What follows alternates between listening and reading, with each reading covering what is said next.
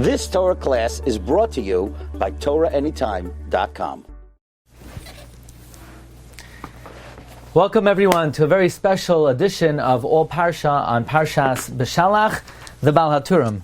So for this week's offerings of the Haturim on Parshas Beshalach, I would like to share with you 10 Haturims on this week's Parsha, and we'll throw in one more for good measure. Let's begin Perek Yud Gimel, Pasuk Chaf Beis. Lo yamish amud ha'anan yoimam ve'amud ha'esh loyla lefnei ha'am. HaKadosh Baruch Hu did not remove the pillar of cloud during the day and the pillar of fire during the night from before the people. Now the Gemara in Masechta Shabbos and Daf Chaf Gimel Amud Beis says, from here we learn that the fire complemented the cloud, and the cloud complemented the fire. In other words, when the cloud came at night, it didn't come after the cloud left. While the cloud was still there, the pillar of fire came, and it was there before even the cloud would move away, so that it overlapped. While the cloud was there, the fire came, and likewise, when the cloud came in the morning, it didn't come after the fire left, it came before the fire left, so they complemented each other, and they overlapped each other. Says the Haturim, Perek Yud Gimel, Pasuk Chaf Beis. How do Chazal know that the Amud Eish and the Amud Anan overlapped? They learned this from the word Lifnei Ha'am, because really it should say Mi Lifnei Ha'am, from before the people. Lifnei Ha'am, before the people, could be read as follows: Amud ha'anan yoimam va'amud ha'esh loyla lifnei ha'am. Both the pillar of cloud and the pillar of fire were both before the people. How? We know the cloud came during the day and the fire came at night. The answer is they overlapped each other. This is the source of the Gemara in Shabbos Chaf Gimel Amud Beis, that they were mashlim ze'esa. Next, the Haturim says on the same pasuk, lo yamish. Twice in Chumash we find the expression lo yamish. The most Masoretic note indicates that this expression applies and appears 2 times. Lo yamish over here, lo yamish amud ha'anan yomam, and by Yehoshua ben Nun it says Yehoshua lo yamish mitoich ha'ohel. So what do we learn from here? Says Haturim, this indicates that Yehoshua, so to speak, emulated and acted just like the Amud ha'anan and Amud ha'esh. In other words, just like the Anonim were mashlimim ze'ezeh, they complemented each other. That is what Yehoshua did. Yehoshua woke up early in the morning, and he came to learn in the morning while the Amud ha'esh was still there from the evening. Likewise, Yehoshua came to learn at night early while the Amud ha'anan was still there from the day.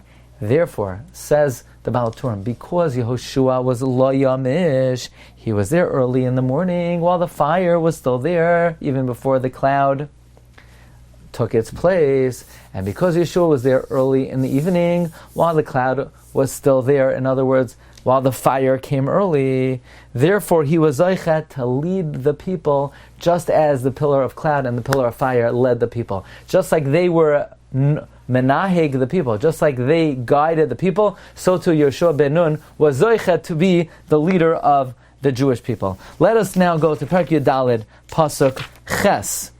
Vayichazek Hashem es-lev Paroi melech Mitzrayim, vayirdoif acharei bnei Yisrael, u'vnei Yisrael yoitzim biyad Ramah. And the Bnei Yisrael left with a powerful hand.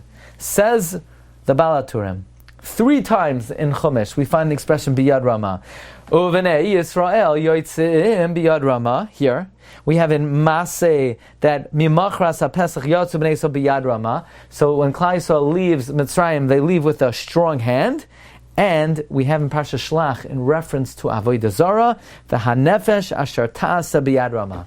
So we have the expression Yad Ramah in reference to Yetzias Mitzrayim. We have the expression Yad Ramah in reference to Avodah Zarah. Says the Haturim, this indicates, as the Gemara in Sanhedrin says on Kuf Gimel Amud Beis, that in fact Klal Yisrael brought Avodah Zarah with them out of Mitzrayim. The Gemara says, Pesal Micha Avar Imahem.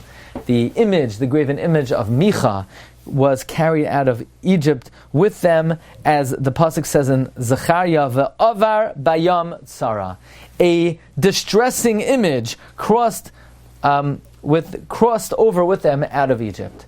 Now, we have to understand that Klal Yisrael really bring Avodah Zarah out of Mitzrayim. So we're going to come to another Baal Haturim on Parak Yodalid Pasuk Chavtes, where the Baal Haturim adds some information about this Avodah Zarah, and we will elaborate further when we get there based on the Vilna Gaon.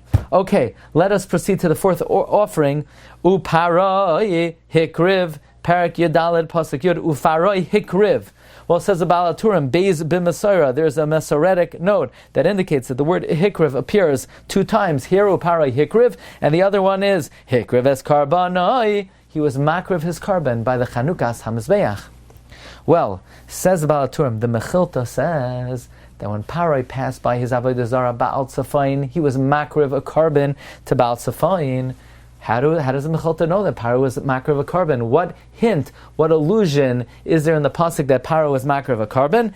Since the word hikriv appears here, and it appears regarding hakravas karbanos, from there Chazal have a signal that Paro, in fact, was makriv a carbon as he passed by Baal Tzafayin. Offering number 5.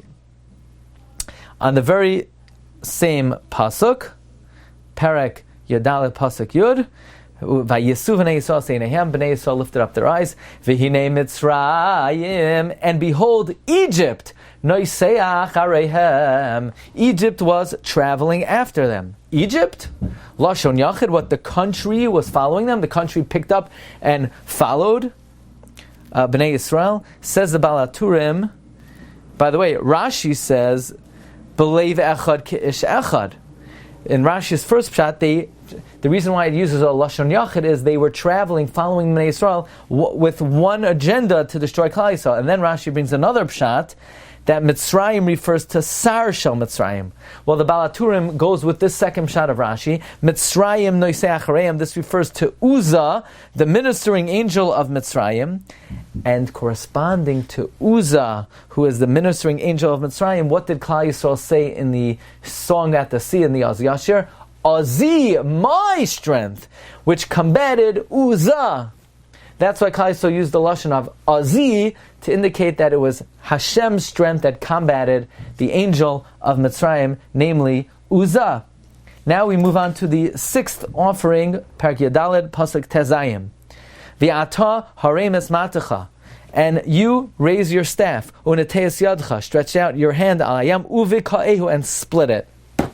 The Baal Haturim says the word uvikaehu is a compound word. It could be read, or it could be unscrambled actually. Baka v'hay. Moshe split the Yamsuf with the word v'hay. Now what does that mean? Moshe split the Yamsuf with the word v'hay. It says the Baal Haturim, this is a reference to what the Gemara says in Sukkot Daf Mem Hey, and the words ani v'hay hoshiana. What does it mean? What do we say on Sukkot? Ani v'hay hoshiana. Says Rashi on Sukkot Daf Mem Hey, Tosfos says as well, Ani and V'hay are 2 of God's 72 names. God has 72 names that are formulated from 3 consecutive psukim this week's Parsha. Parak Yodalid, Pasuk Yotes through Chaf Aleph. These 3 psukim all have 72 letters.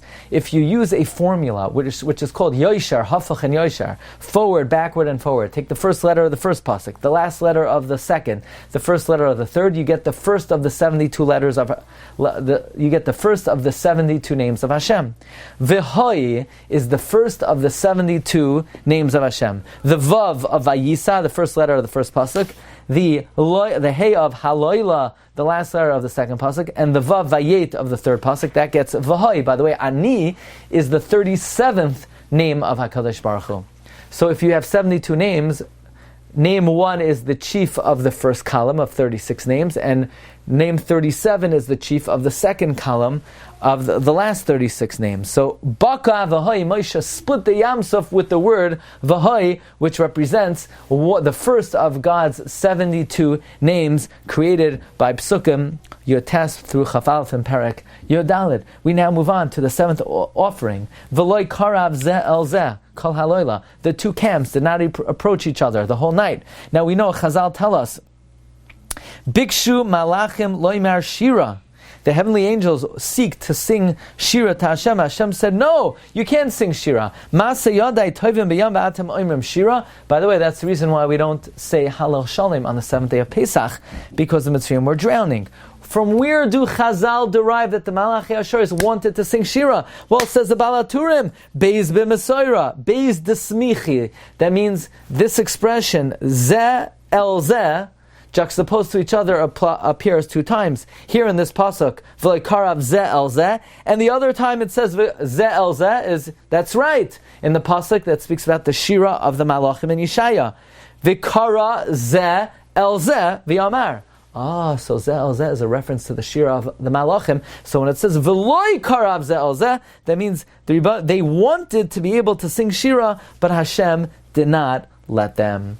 Okay, let us move on to our 8th offering. Perek Yadaled, Pasuk Chav Hey. Vayasar eis oifan markavosav vayinahageu b'chveidus. He removed the wheels of their chariots and he led them with heaviness. Why were they punished? Why was the recompense? What is the quid pro quo over here? That they were led heavily, says the Baal Haturim, because since they said, Tichbad ho'avoida, let the avoida be heavy on the Jewish people, they were punished, midah keneged midah, measure for measure, that God led them heavily. Okay, we now move on to the 9th offering, and this will give us a deeper understanding of our 3rd offering, and namely, we said earlier, Biyad Ramah appears here, and it appears by Avodah Zarah. But now let us go to Perek Yodalid, Pasuk Chavtes. Uvenei Yisrael halachu vayabasha b'soichayam v'hamayim lohem chayma miminaham u'misimaylam. And the water became like a wall on the right side and on their left side. The Baal Haturim points out the word chayma is spelled without a vav. It's spelled chema. Why? Hashem was full of wrath on the Jewish people because they took out Pesel Micha through the Yam. Now, the pasuk that we quoted earlier of Avar Bayam Tzara, that they carried this distressing image out of Egypt, this contentious tzara, so to speak, a co-wife to God, a rival God. The words va'avar bayam tzara is soifei tevois Rama. As we said, we also learned from Rama uvnei Yisrael Yatsu biyad Rama. The word Rama is also a remez to the fact that Pesel Micha crossed over with them out of the Yam Suf. Now, the Vilna Gaon has 2 very interesting ha'aras. Number 1, in this pasuk that it says chayma, here it says it without a vav. But earlier on, in Perek Yadaled pasuk Chav Beis, we have basically the same pasuk, and it says v'hamayim lohem chayma, and the water was a wall, and there it says it malay with a vav. So what happened to Pesel Micha? If God was angry at them, so why only in Pasuk Chav Tes is it Chayma without a Vav? Why not in Pasuk Chav Beis? Furthermore, why earlier in Pasuk Chav Beis is B'soy Chayam Bayabasha, in the sea, in the dry land, and in our Pasuk Chav Tes, it's Bayabasha, in the dry land, B'soy Chayam, in the sea. Now, the Gemara says as follows: when Chazal say they carried Pesel Micha with them out of Mitzrayim, it doesn't mean they actually brought out an Avodah Zarah, because Klal Yisrael did not have an actual physical Avodah Zarah, but the concept and the thought and the plan of worshipping idols was carried out with them from Egypt. And we know when it comes to Avodah Zarah, Hashem is mitzarif machshava l'maisa. Hashem combines the evil thought to the deed, and once they did the deed retroactively, the thought they were also held accountable for and was considered an idolatrous act through their thought. Now, says the Gra, which Jews were involved in planning on worshipping idols? Our tradition is it was Shevet Dan. Now, Shevet Dan was Ma'asef l'chol hamachnes. They were the ones that lagged behind and traveled last. Now, even though the order of the encampments was not established until they went to the desert, the Jewish people did have a tradition from the way they carried the coffin of Yaakov Avinu, the manner in which they should travel. So it was Shevet Dan, the last tribe, who were the ones guilty of this conception, this idea of Avodah Zarah. Says the Gram, Pasuk Chav Beis, the Pasuk says, Uvnei Yisrael b'soy chayam bayabasha. the front of the Jews, the leaders of the Jews, Shevet Yehuda and the Tzaddikim, they were already in the sea.